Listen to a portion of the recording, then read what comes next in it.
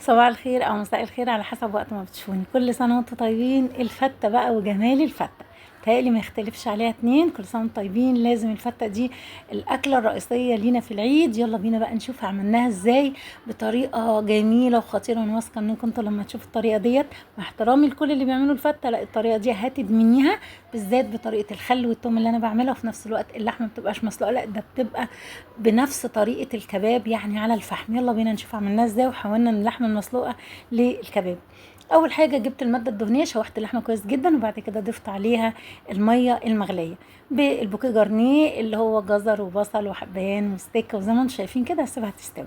بعد كده بقى جبت الماده الدهنيه في الحله التانية، وابتديت ان انا اشوح رز كويس جدا، وحطيت مكعب مرق، وكنت محضره الميه سخنه وهضيفه على الرز اول ما يتشوح كويس جدا عشان يبقى مفلفل.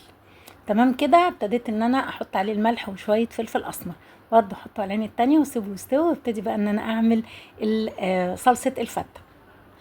زي ما انتم شايفين كده مفلفل وخطير. كنت ضربت عصير الطماطم مع قرن فلفل زي ما انتم شايفين كده، وبعد كده جبت الماده الدهنيه وابتديت ان انا احط توم، كميه توم محترمه كده، وشوحتها واكون محضره الخل بتاعي. اول ما اتحمرت ضفت كميه محترمه من الخل. الخل ده اول ما يغلي هبتدي ان انا اخد نصه في بوله، وهسيب النص التاني وهقول لكم انا هعمل بيه ايه.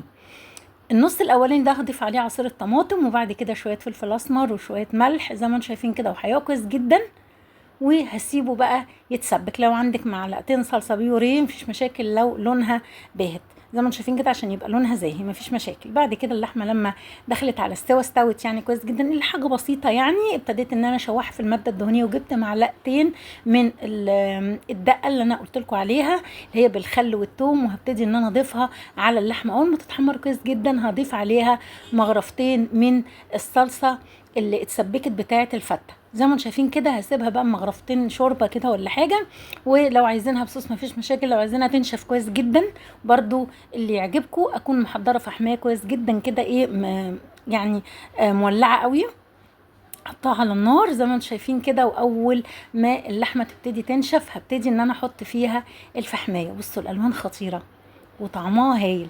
حطيت الفحمايه زي ما انتم شايفين بمعلقه زيت او سمنه، حاجه بسيطه كده، اقل من معلقه طبعا بكتير. وابتديت ان انا بصوا الدخنه بقى، وهغطيها عشان طعم الفحم يبقى في كل اللحمه. زي ما انتم شايفين كده بقى جبت العيش بتاعي وحمصت معلقه سمنه، وحمصته كويس جدا برضو عشان يبقى ليه قطمه كده ما يبقاش طري. وهبتدي ان انا ارصه في البايركس او الصينيه بتاعتي مع شويه رز، مع معلقتين من الخل بالثوم اللي انا قلت لكم عليها، وهنا معلقه صلصه كده او معلقتين. وابتديت ان انا اقلب كل المكونات العيش. بصوا زي ما انتم شايفين كده ريحه الدقه بتودينا في حته تانية.